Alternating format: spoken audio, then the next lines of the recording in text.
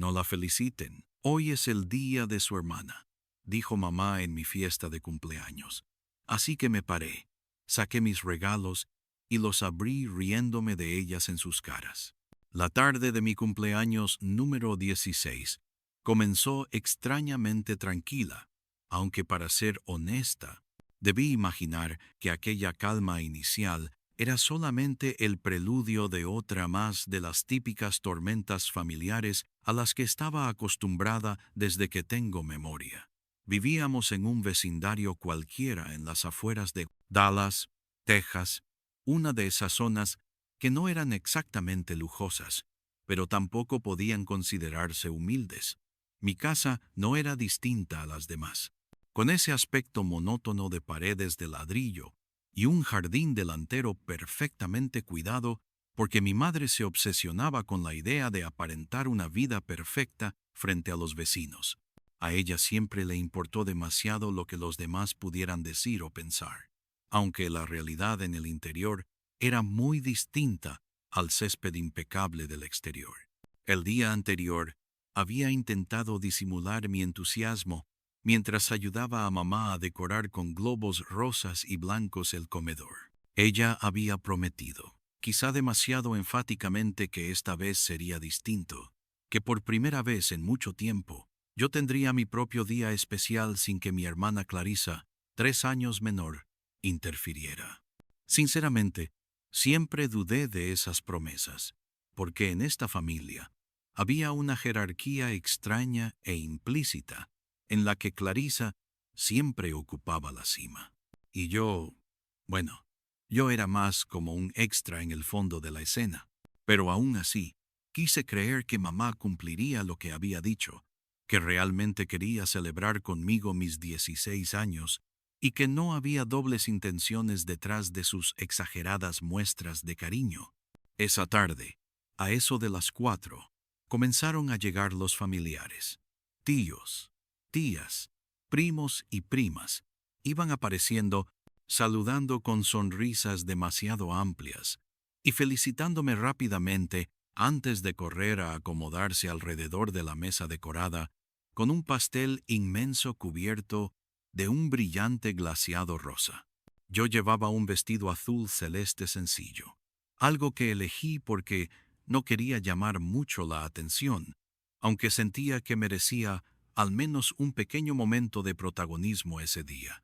Me senté justo frente a la torta, intentando sonreír y parecer agradecida, cuando mamá me puso un ridículo gorro de cumpleaños lleno de escarcha sobre la cabeza. Pero, en realidad, en mi interior, estaba llena de ansiedad, esperando que por una vez todo saliera bien. Justo cuando pensé que por fin todo marcharía como siempre soñé, mi madre decidió tomar la palabra y ponerse de pie. Vi cómo ajustaba cuidadosamente la servilleta de tela sobre la mesa, dándose tiempo para aclararse la garganta como si estuviera a punto de dar un discurso memorable. Sin embargo, el único recuerdo que quedaría grabado en mi mente no sería precisamente agradable. Mamá empezó con un tono falsamente alegre, diciendo: «Antes de comenzar, quiero pedirles un favor muy especial a todos los presentes». Sentí que el estómago se me contraía mientras esperaba lo peor.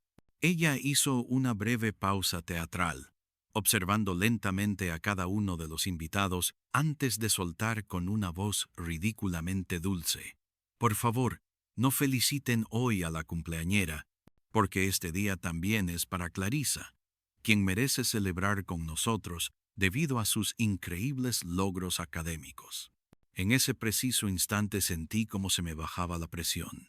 Mi rostro se puso rojo de rabia mientras veía cómo Clarissa, con esa sonrisa burlona y altanera que siempre la acompañaba, sacaba de quién sabe dónde una diadema que decía Verdil y se la acomodaba sobre su perfecto cabello rubio, como si ella fuera la estrella principal. Miré alrededor en busca de apoyo, o al menos alguna muestra de sorpresa entre mis familiares, pero todos parecían demasiado acostumbrados a este tipo de situaciones. Nadie se atrevía siquiera a cuestionar o decir nada en contra de mi madre. Mi padre, como siempre, se limitó a encogerse ligeramente de hombros, incapaz de intervenir. Sentí una rabia indescriptible acumulándose en mi interior mientras mi madre seguía hablando, explicando con orgullo absurdo cómo Clarisa había sacado un 9 en una prueba de álgebra y que eso merecía una celebración tanto o más importante que mis 16 años. Cada palabra que pronunciaba era como echar sal en una herida abierta, y yo estaba cansada, harta de siempre ocupar el segundo lugar en mi propia vida. Así que, sin pensarlo mucho más, decidí actuar. Me levanté lentamente de mi silla en medio del incómodo silencio que siguió al discurso de mi madre. Todos los ojos se posaron sobre mí, esperando quizás que simplemente agachara la cabeza y aceptara mi papel secundario una vez más. Pero esta vez sería diferente. Caminé decidida hasta la pequeña mesa donde estaban apilados mis regalos de cumpleaños. Los recogí todos con movimientos firmes, asegurándome de no dejar ni uno solo atrás. Y regresé a mi asiento con la pila completa entre los brazos. Los familiares parecían confundidos. Algunos murmuraban desconcertados, y Clarisa, por primera vez, dejó de sonreír con suficiencia para mostrar desconcierto en su rostro. Sin decir una palabra, comencé a abrir los regalos delante de todos, disfrutando cada segundo de las miradas de sorpresa y disgusto que recibía. Arranqué los papeles brillantes con placer exagerado, anunciando en voz alta y con sarcasmo quién era el remitente y cuánto me gustaba cada detalle que claramente era solo para mí. Muchas gracias, tía linda. Este perfume definitivamente no se lo prestaré a Clarisa, dije con ironía, haciendo que mi hermana se encogiera en su silla visiblemente molesta. Mi madre intentó interrumpirme con una voz autoritaria, diciendo que estaba siendo grosera, pero le respondí sin mirarla. Grosso es que tú y Clarisa siempre me roben mis días especiales. La tensión podía palparse. Varios primos intentaron contener risas nerviosas mientras las tías simulaban estar ocupadas mirando sus teléfonos, fingiendo que nada raro estaba sucediendo. Clarisa, furiosa, lanzó su diadema al suelo con rabia, pero a mí eso ya no me importaba. Había logrado algo importante: dejarles claro que ya no sería el relleno decorativo en sus vidas perfectas y falsas. Esa noche, cuando todos finalmente se fueron incómodos y en silencio, mamá me miró con decepción y me dijo en voz baja que había arruinado todo por ser una envidiosa. La miré fijamente, y antes de subir a mi habitación respondí con frialdad: tú lo arruinaste desde hace años. Esto solo es la consecuencia. Cerré mi puerta tras de mí y supe que nada volvería a ser igual. Había dado el primer paso, pero todavía me faltaba mucho más por hacer para recuperar el control de mi vida y demostrarles que ya no sería la sombra de Clarisa ni la marioneta de mamá. Actualización 1. Habían pasado poco más de 3 semanas desde el desastre monumental que fue mi cumpleaños, pero el ambiente en casa seguía tan tenso y pesado que parecía que todo hubiera sucedido apenas la noche anterior. Mamá aún caminaba por la casa con esa cara de desaprobación permanente, como si cada paso que daba yo fuera un insulto directo contra su orgullo materno. Cada vez que nos cruzábamos en la cocina o en el pasillo, me lanzaba miradas furtivas y resentidas, acompañadas de profundos suspiros dramáticos que ya ni siquiera intentaba ocultar. Pero lo cierto era que su actitud fría y distante ya no me afectaba. Al contrario, me reafirmaba en mi convicción de haber tomado la decisión correcta aquella tarde. Clarisa, por otro lado, parecía haber jurado venganza silenciosa desde ese día. De repente, la dulce y perfecta hermanita menor se convirtió en una máquina vengativa, experta en pequeños actos de sabotaje que sabía perfectamente cómo ejecutar sin dejar evidencia clara. Mi maquillaje desaparecía misteriosamente. Cada 2 o 3 días encontraba mi ropa tirada y arrugada en el suelo del armario. mis tareas escolares cuidadosamente organizadas en mi escritorio aparecían repentinamente desordenadas o con páginas arrancadas. Todo eran acciones aparentemente insignificantes, pero suficientes para intentar volverme loca poco a poco. Yo sabía perfectamente que era ella la culpable, pero cuando confrontaba a Clarissa, la muy cínica, me miraba con una expresión angelical, sonriendo mientras me decía con voz fingidamente dulce: «Ay, hermana, debes estar confundida. Yo jamás haría algo así». Aquella sonrisa burlona era peor que cualquier insulto directo. Siempre había sabido exactamente cómo sacarme de mis casillas. Mientras tanto, papá, fiel a su estilo neutral e indiferente, parecía haber decidido mantenerse al margen, escondiéndose detrás de su trabajo y fingiendo estar demasiado ocupado para notar los conflictos constantes que ocurrían bajo su propio techo. Cada tarde llegaba cansado del trabajo. Saludaba con desgana y rápidamente se encerraba en el garaje o en la habitación de invitados, viendo televisión o haciendo quién sabe qué cosa con tal de evitar interactuar con mamá, Clarissa o conmigo. Su actitud evasiva se había convertido en algo tan habitual que ya ni siquiera sentía decepción. Solo una leve molestia, resignada cada vez que lo veía alejarse con paso apresurado, fingiendo estar ocupado en algo urgente.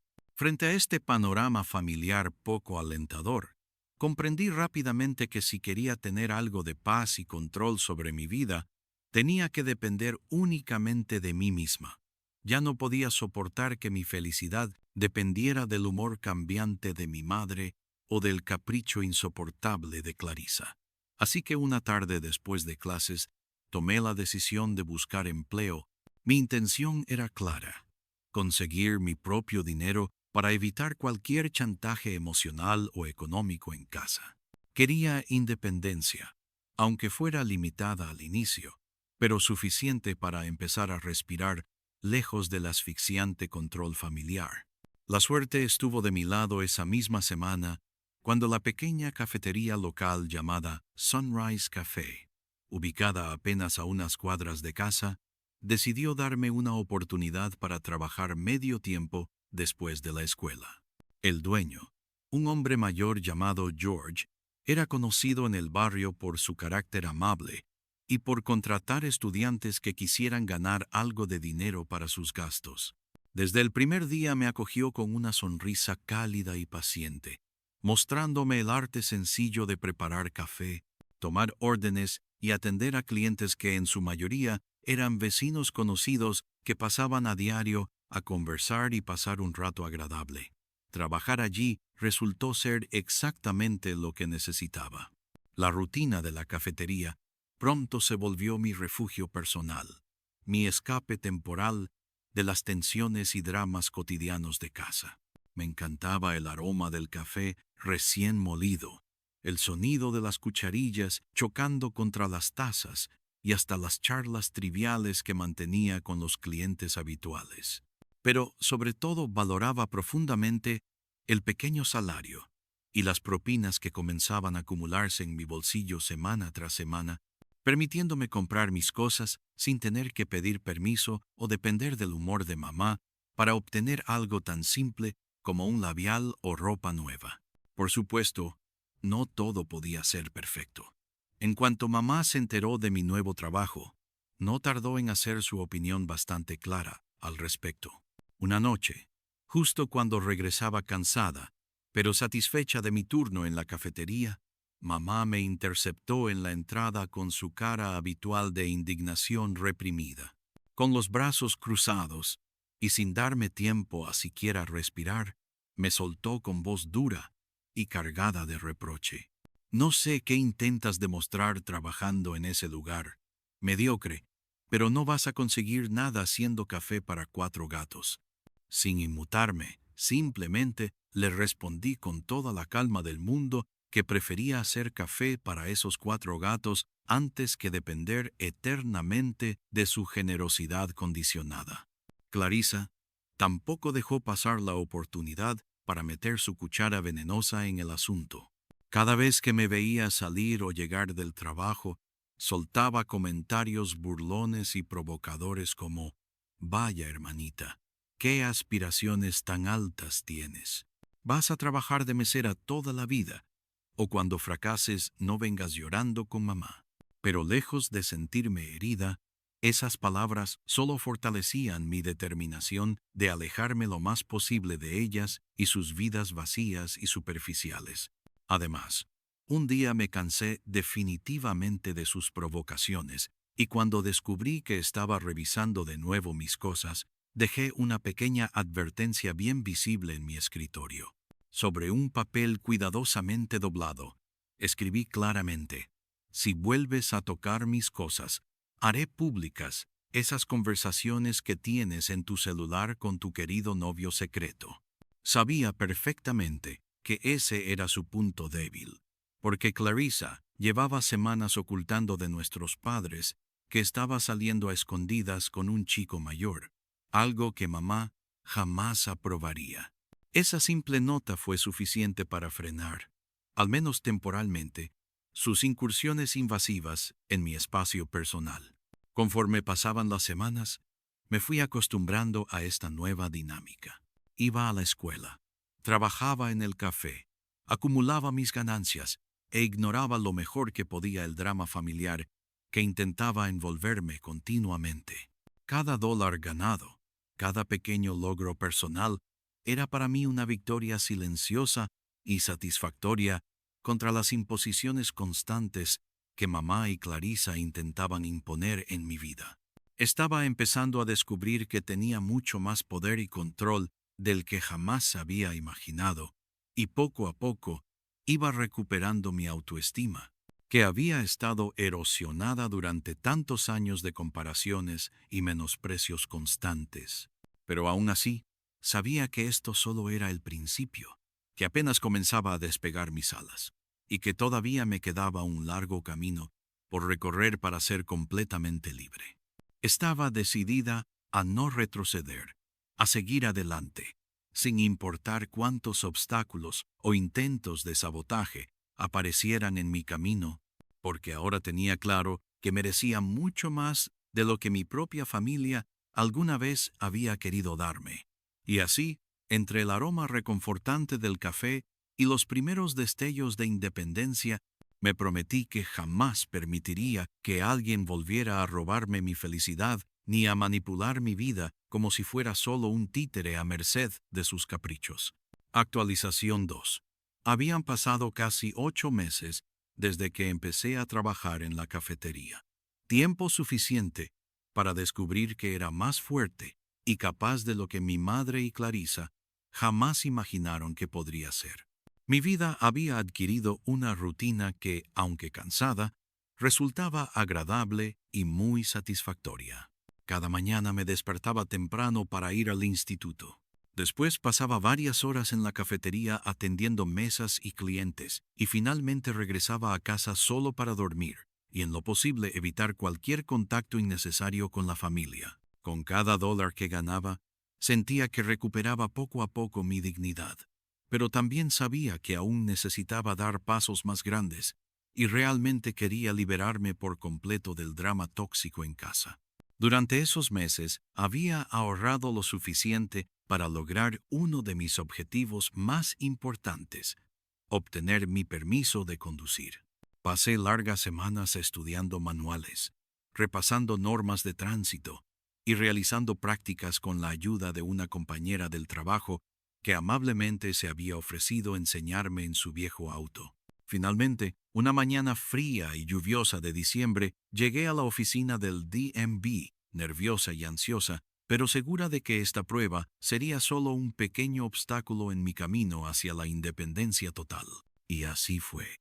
Tras una media hora de conducción cuidadosa, bajo la mirada observadora de un examinador bastante indiferente, salí victoriosa y radiante de la oficina con el permiso provisional en mis manos. Sentí que había ganado una batalla pequeña, pero esencial contra las cadenas invisibles que me ataban a la casa de mamá.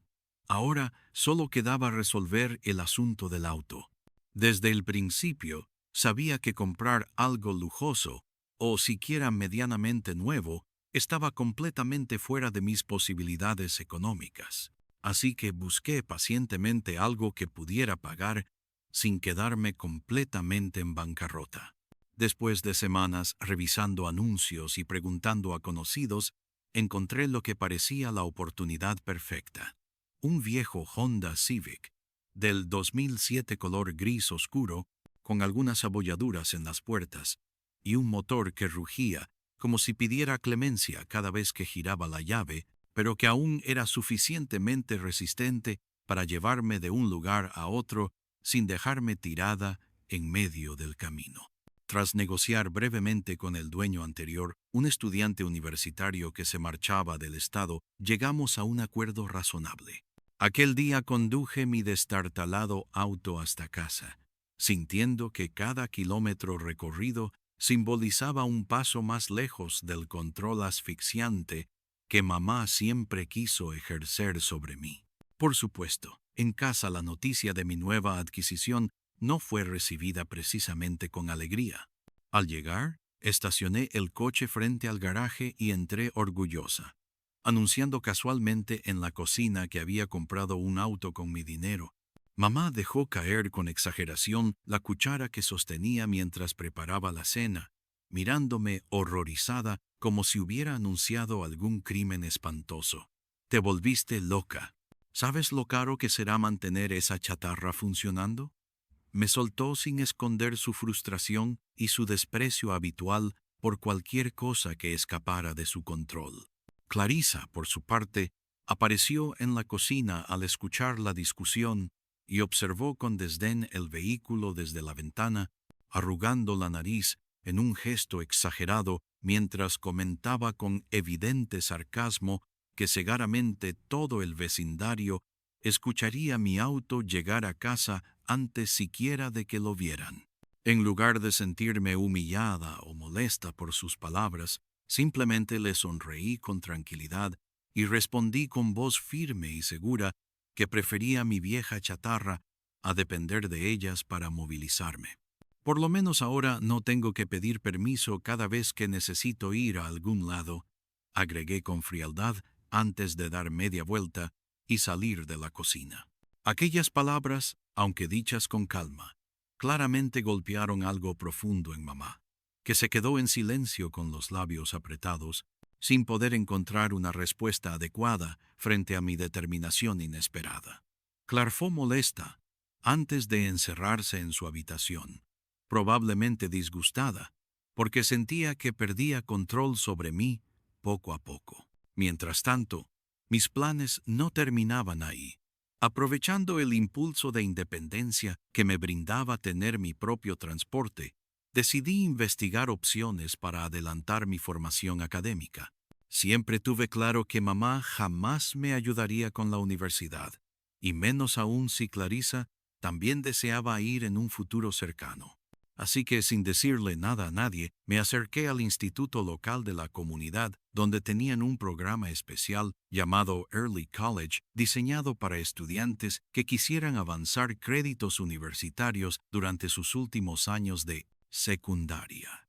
Después de pasar algunas semanas preparando la solicitud, cartas de recomendación y entrevistas con consejeros académicos, finalmente entregué todo el papeleo sin comentar ni una palabra a mi familia. Prefería evitar cualquier intento de sabotaje o interferencia por parte de mamá o Clarisa, algo que ambas eran perfectamente capaces de hacer sin remordimientos. El día en que recibí la carta de aceptación al programa, sentí una emoción indescriptible. Había sido aceptada con una pequeña beca parcial suficiente para aliviar aún más mi carga financiera, siempre y cuando mantuviera buenas calificaciones y trabajara duro.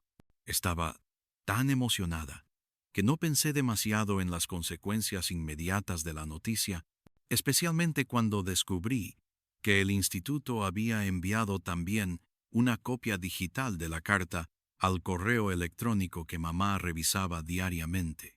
Esta tarde, cuando volví del trabajo, encontré a mi madre esperándome en la sala con una expresión oscura y furiosa.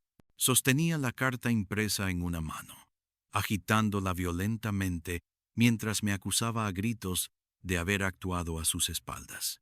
¿Quién te crees que eres para decidir esto sin consultarme? ¿Acaso yo no tengo nada que decir aquí? Vociferó con una furia que hacía temblar sus manos. Levanté la barbilla y respondí con absoluta calma y claridad. Exactamente. Mi futuro es mío, no tuyo. Tú renunciaste a tu derecho a decidir por mí hace mucho tiempo. Por un instante, vi en sus ojos la confusión genuina y la rabia contenida, pero también algo más. Miedo. Miedo a perder el control absoluto que siempre quiso mantener sobre mí. Miedo a descubrir que yo era capaz de construir una vida que no girara en torno a sus caprichos y preferencias.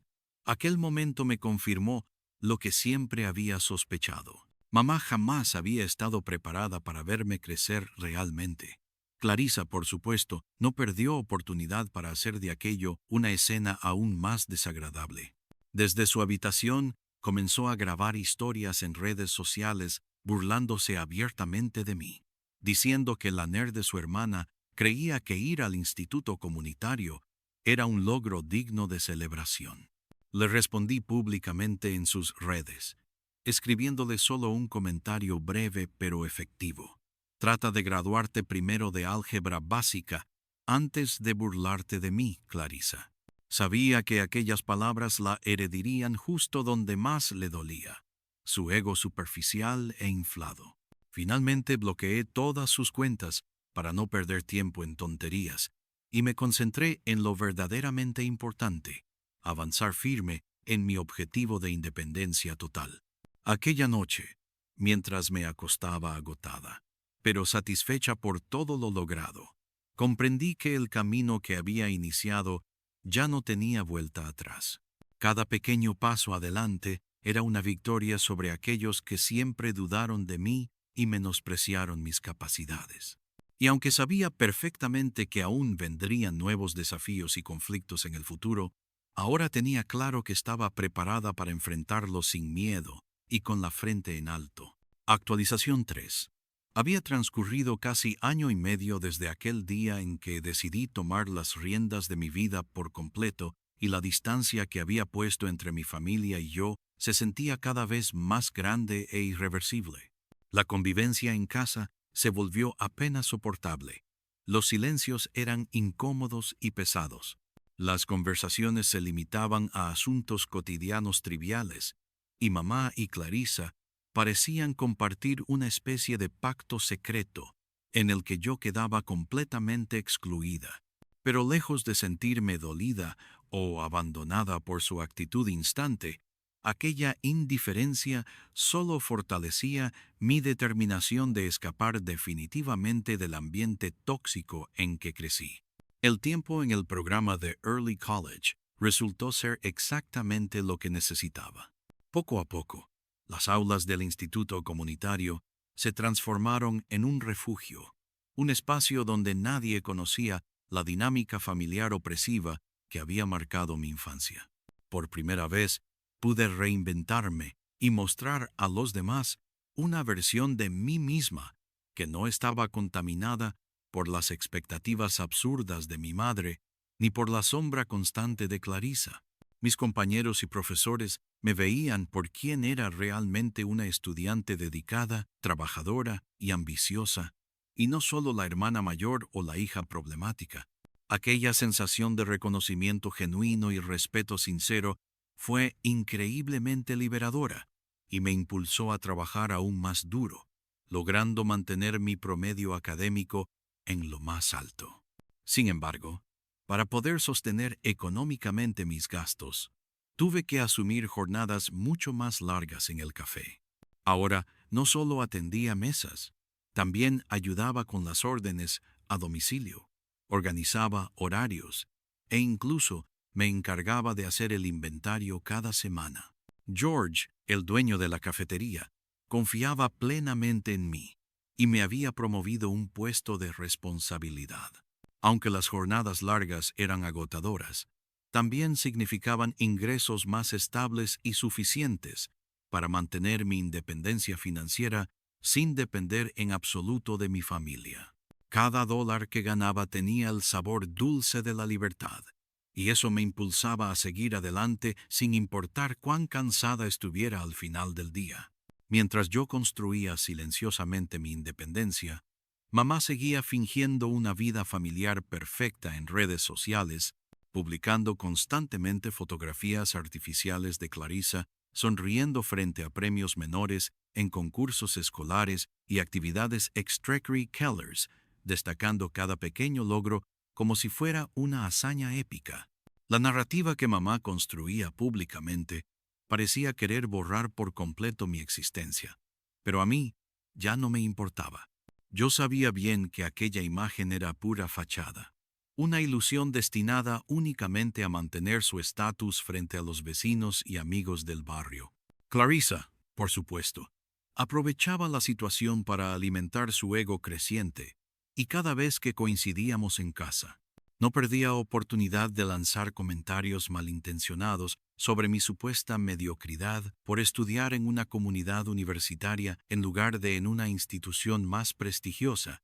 Sin embargo, la verdadera bofetada llegó cuando descubrí casi por casualidad que el fondo universitario que mis abuelos habían abierto para mí al nacer y que debería cubrir mis estudios superiores había sido completamente vaciado por mamá, quien lo había destinado exclusivamente para los estudios futuros de Clarissa.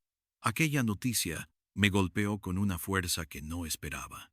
A pesar de que ya estaba acostumbrada a los favoritismos descarados de mi madre, nunca imaginé que llegaría al extremo de privarme de algo que legítimamente era mío.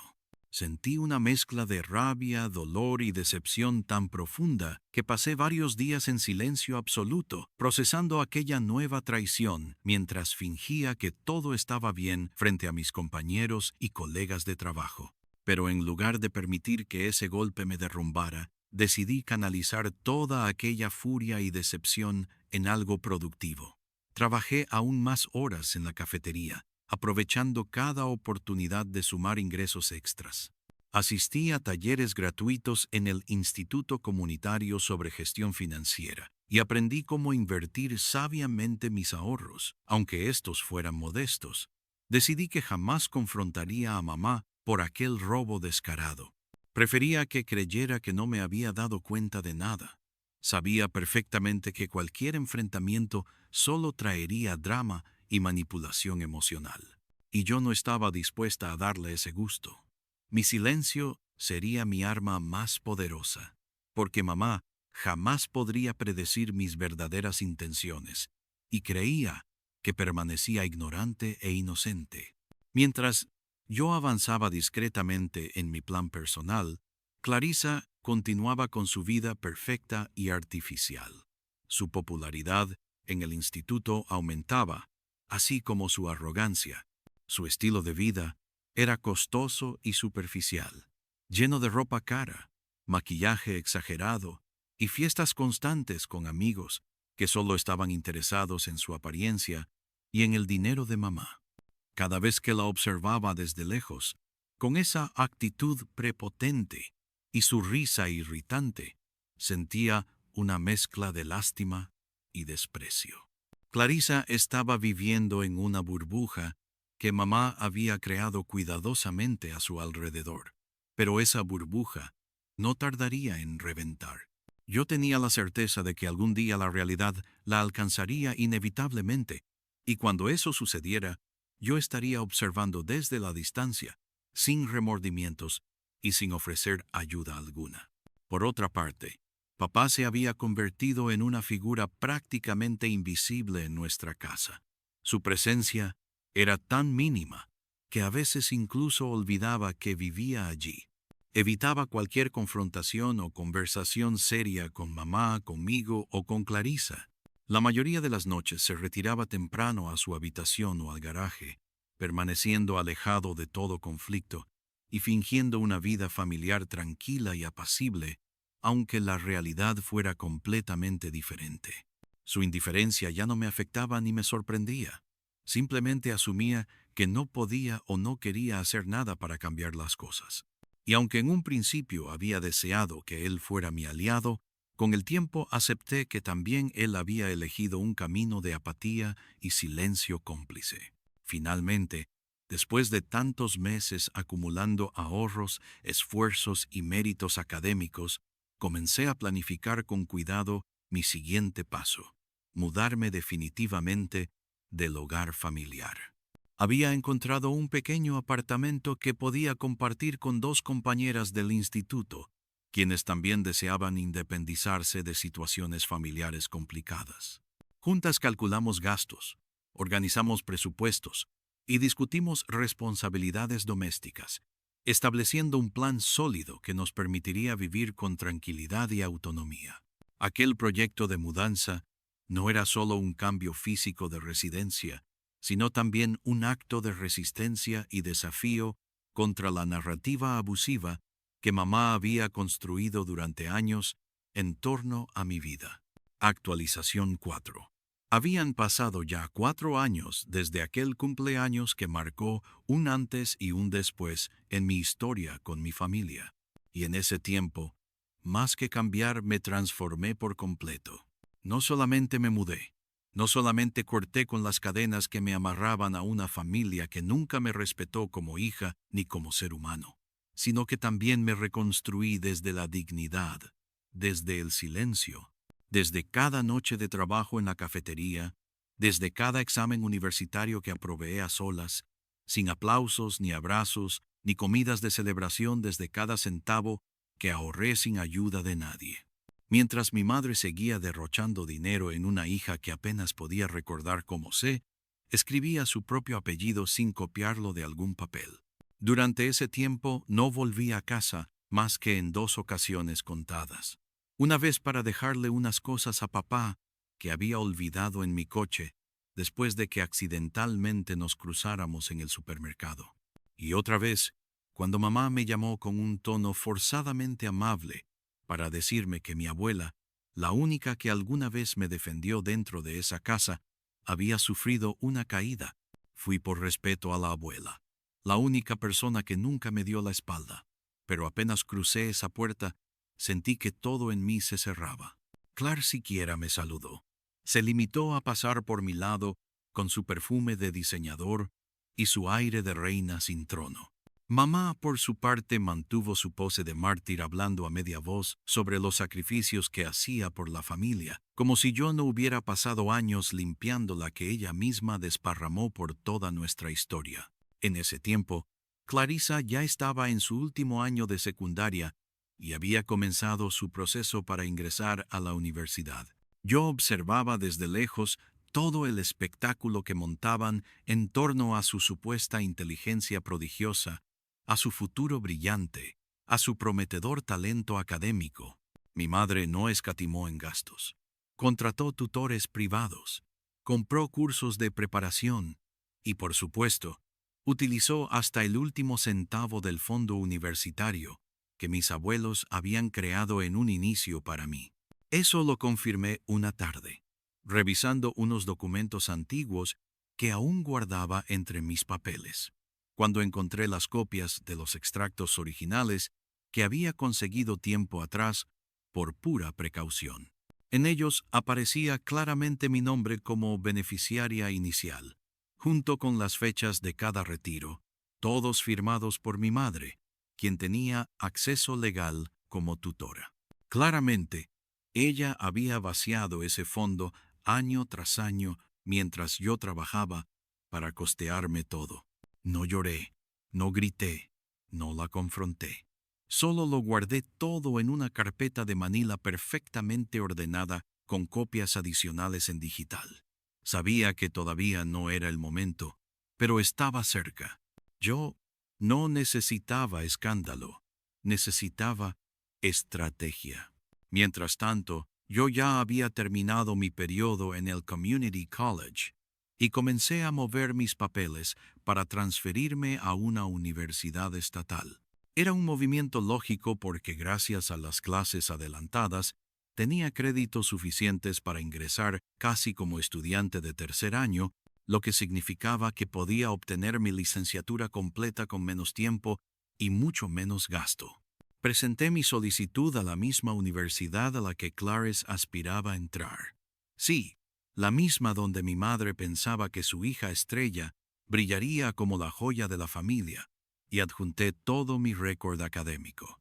Las cartas de recomendación de mis profesores, pruebas de mis prácticas laborales, y también los certificados de los talleres extracurriculars que había tomado en todo ese tiempo. No solo fui admitida, sino que además me otorgaron una beca de mérito que cubría matrícula, materiales y una parte de los gastos personales. Cuando vi el correo de aceptación, sentí un nudo en la garganta, pero no de tristeza ni de emoción. Era una mezcla exacta de orgullo y rabia. Orgullo por lo que había logrado sola y rabia por cada año que pasé escuchando a mi madre decirme que yo no servía para nada. No dije una palabra en casa. Me limité a dejar que el destino hiciera su trabajo. Unas semanas después, mamá, como siempre hacía, fue la primera en revisar el buzón y encontró 2 sobres oficiales con los sellos dorados de la universidad. Abrió primero el de Clarisa, como si fuera lo más obvio del mundo, y apenas vio el contenido, se lanzó a gritar por toda la casa que su hija menor había sido admitida, que era un orgullo, que todas las inversiones habían valido la pena. Clarisa lloraba y se grababa para redes sociales diciendo que había logrado su sueño, mientras mamá la abrazaba con una intensidad tan falsa que casi podía escucharse el crujido de su propio ego. Pero luego mamá abrió el segundo sobre, el mío, y el silencio que siguió fue tan denso que hasta el gato dejó de maullar. No solo estaba admitida en la misma universidad, sino que además había recibido beca completa. No necesitaba un solo centavo del fondo que me robaron. No necesitaba que me pagaran nada. Había entrado por mérito, por esfuerzo, por puro trabajo duro.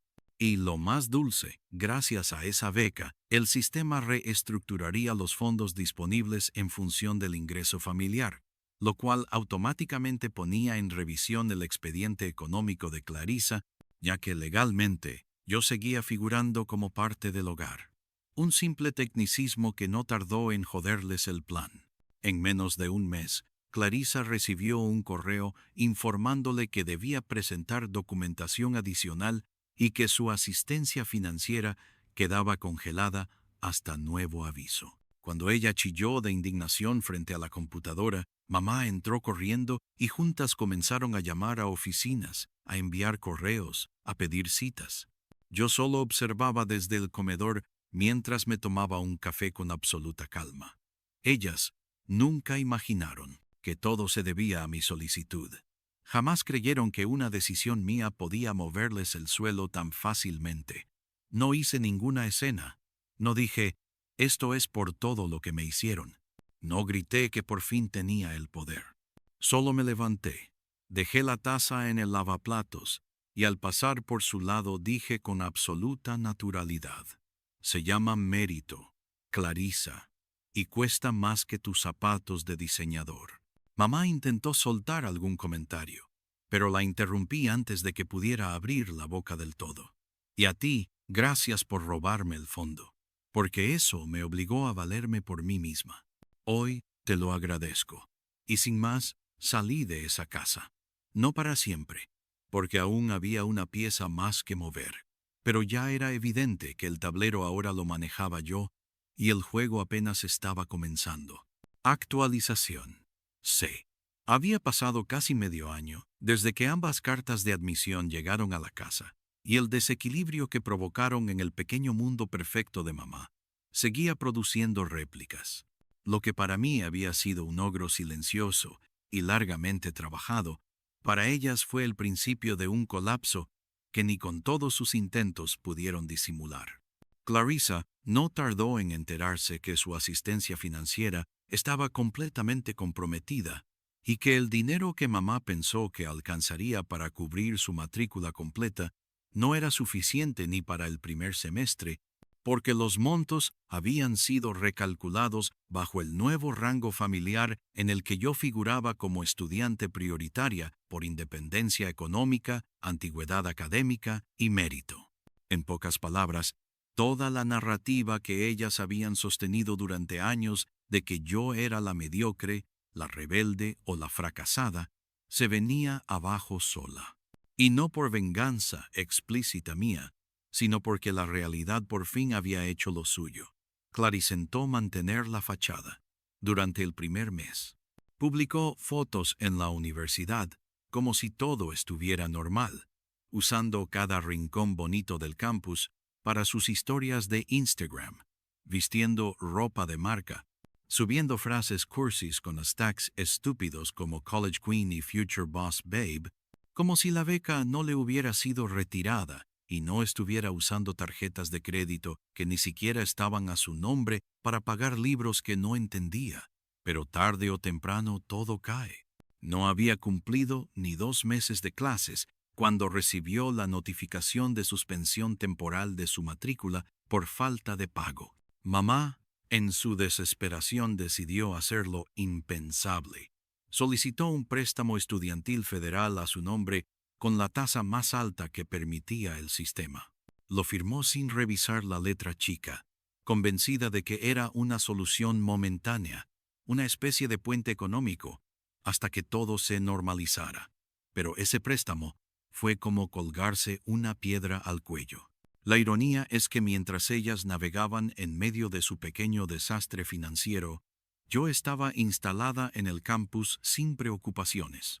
Mi beca cubría prácticamente todo y además había conseguido un trabajo de media jornada como asistente administrativa en el Departamento de Orientación Académica. Mis horarios eran exigentes, pero manejables, y lo mejor de todo, estaba rodeada de personas que no sabían ni les importaba que yo había crecido en una casa donde el desprecio venía envuelto en papel de regalo, y las celebraciones se robaban como si fueran botines de guerra. Por primera vez en mi vida sentía que cada día que pasaba me acercaba a algo que sí me pertenecía de verdad, un futuro elegido, construido y financiado por mí. Dormía mejor, comía mejor, pensaba más claro. Incluso mi salud mental, que durante años se había mantenido al borde del colapso, empezó a estabilizarse. Pero entonces, un día, mientras caminaba hacia mi dormitorio con una bolsa de lavandería colgada al hombro, recibí un mensaje de texto de mamá que me dejó congelada en el pasillo. Decía, ¿puedes venir este fin de semana? Necesitamos hablar. Es urgente. Sabía que ese necesitamos no era casual. Nunca me escribía así. Esa mujer no sabía pedir favores, ni siquiera sabía reconocer cuando algo no estaba bajo su control. El tono de ese mensaje no era solo urgente, era humillante. No respondí de inmediato. Me senté en una de las bancas del corredor, miré el teléfono por un rato largo y finalmente, sin darles el gusto de un sí, simplemente escribí: estaré allá el sábado a las 4. 10 minutos. Ni uno más. Cuando llegué a la casa, la escena era tan patética como predecible. Mamá estaba sentada en el comedor con una carpeta de documentos frente a ella y Clarisa, visiblemente alterada, estaba en el sofá con los ojos hinchados, sin maquillaje, con el cabello desordenado y una pijama que gritaba que llevaba varios días sin salir de casa. Fue la primera vez en mi vida que la vi derrotada, y juro que no sentí lástima, sentí justicia. Mamá comenzó con su tono pasivo-agresivo habitual, diciendo que las cosas se habían complicado un poco y que necesitaban soluciones familiares. Pero la interrumpí en seco. Le dije que hablara claro, sin rodeos, que dijera lo que quería de mí, y entonces lo soltó. Necesitamos que tomes un préstamo tú también, solo por este semestre, para que Clarisa no pierda el año. Luego lo cancelamos. No supe si reír o escupirle en la cara. La mujer que me robó mi fondo universitario, que desvió cartas a mi nombre, que fingió que no existía durante años, Ahora me pedía que me endeudara para salvarle el pellejo a su hija preferida. Tenía que ser una broma. Me levanté sin tocar la silla y le dije exactamente lo que merecía escuchar, que si Clarisa no podía seguir estudiando, que buscara un trabajo como hice yo, que si se había gastado su futuro en ropa, fiestas y estupideces, que ahora aprendiera lo que significaba vivir con consecuencias. Mamá gritó que yo estaba siendo cruel, que la familia debía apoyarse, pero yo no olvidaba que cuando yo quise estudiar, ellas solo se apoyaban entre ellas, que cuando yo necesitaba una fiesta de cumpleaños, lo que me dieron fue una humillación pública. Clarisa, llorando, me dijo que no tenía idea de lo difícil que era ser ella, de la presión que sentía, y en ese momento entendí que en su cabeza aún se creía víctima. No respondí, solo caminé hacia la puerta. Pero antes de salir puse sobre la mesa una carpeta amarilla que llevaba conmigo una copia de todos los movimientos del fondo educativo a nombre de mamá, firmados por ella, con fechas, montos, adjuntados con la carta original de designación a mi nombre. La miré y le dije, por si algún día decides que quieres explicarle a un juez por qué le robaste a tu hija mayor para mantener a la menor como princesa.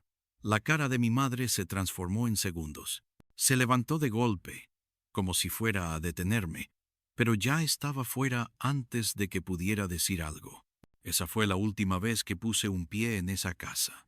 No volví para Navidad, ni para Acción de Gracias, ni para los cumpleaños de nadie. Si alguna vez me necesitaban, que me buscaran entre sus deudas y sus mentiras.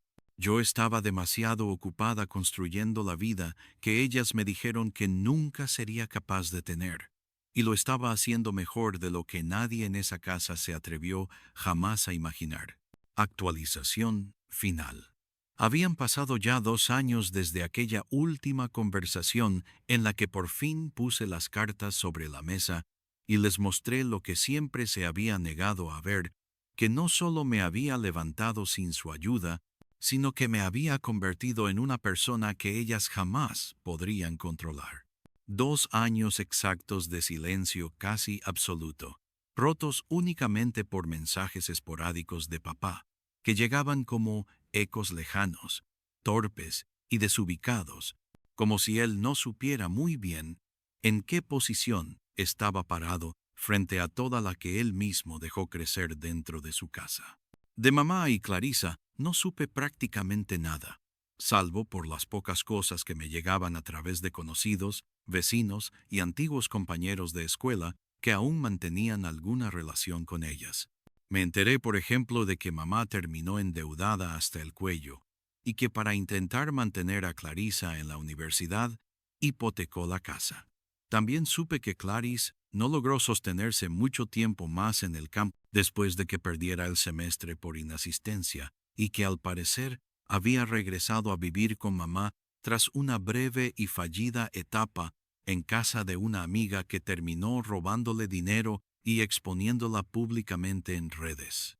Irónico, considerando que ella pasó años alimentando una imagen de superioridad en plataformas que ahora solo usaba para publicar indirectas genéricas y frases motivacionales vacías. En cambio, yo estaba viviendo el cierre de mi mejor etapa. El día de mi graduación llegó como un suspiro largo contenido durante demasiado tiempo. Me levanté temprano, con el corazón latiendo despacio, pero firme, como si cada pulsación me recordara que todo, absolutamente todo, había valido la pena. Me vestí con la toga y el birrete cuidadosamente planchados, y observé por un largo rato la cinta dorada que representaba el honor académico que había alcanzado por mérito propio. Magna cum laude. Esa frase se sentía como un escupitajo en la cara de cada persona que alguna vez me trató como si fuera menos. No era solo un título ni una medalla, era un grito silencioso contra todas las veces que mamá me llamó fracasada, contra cada comparación con Clarisa, contra cada mirada de desprecio disfrazada de corrección materna. La ceremonia fue larga, como suelen ser estos eventos. con discursos inflados, aplausos prolongados y cámaras capturando cada segundo como si todos los presentes hubieran vivido vidas intachables. Pero a mí me daba igual, porque en medio de la multitud, entre el ruido y las flores y las familias emocionadas, yo sabía que lo que estaba a punto de cerrar no era solo una etapa académica, era una deuda histórica que tenía conmigo misma. Sentí que todo lo que había cargado durante años, desde el primer cumpleaños arruinado hasta la última petición absurda de mamá, se evaporaba con cada paso que daba hacia el escenario. Cuando me entregaron el diploma, no escuché ni los aplausos ni los gritos de los demás. Escuché solo mi respiración, el latido de mi pecho, y una única frase que repetí en mi cabeza como un mantra. Este sí es mi día. Después de la ceremonia, me dirigí al lugar asignado para las fotos oficiales. Me acerqué al fotógrafo con la carpeta en una mano y el birrete en la otra. Me pidió que sonriera y por primera vez en mucho tiempo lo hice de verdad, sin rabia, sin necesidad de demostrar nada, sin el nudo amargo en el estómago. Era una sonrisa limpia, honesta, nacida de la paz que me daba haber sobrevivido. Apenas terminaron las fotos, me dirigí al estacionamiento donde me esperaba mi coche. Ya no el viejo Honda Civic que me acompañó durante años, sino un Subaru que compré meses atrás con el crédito que yo misma construí a punta de disciplina y trabajo. Lo miré con cariño. Aquel auto no era solo un medio de transporte, era otro símbolo de que nada ni nadie me había detenido. Subí al vehículo y antes de arrancar, revisé el teléfono. Tenía 3 llamadas perdidas de mamá y un mensaje de texto que solo decía: «Hoy es un gran día para ti. Felicitaciones. Te queremos». No respondí. No porque aún estuviera enojada, es que simplemente ya no era necesario. Ya no les debía explicaciones, ni diálogo, ni perdón, ni presencia. Todo lo que tenía que decir, ya lo había dicho hace años, y lo que ellas decidieran hacer con su parte de la historia ya no era asunto mío. Me limité a borrar el mensaje, apagué el teléfono y puse en marcha el auto, dejando atrás el campus mientras el cielo se abría con una luz suave, como si incluso el clima quisiera reconocer que aquel día sí era mío, que nadie lo estaba robando, que no era compartido con ninguna otra persona. Conduje sin rumbo por casi una hora, sin música, sin destino claro, solo sintiendo el movimiento del auto y el peso ligero de mi título sobre el asiento del copiloto. Finalmente me detuve en un parque casi vacío. Bajé y me senté en una banca a observar a la gente pasar. Vi niños corriendo, parejas caminando, ancianos alimentando palomas, y comprendí que ese momento de calma era lo que había estado persiguiendo desde que tenía uso de razón.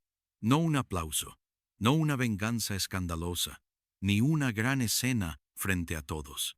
Solo esto, saber que había hecho las cosas a mi manera, en silencio, sin ayuda, con las uñas.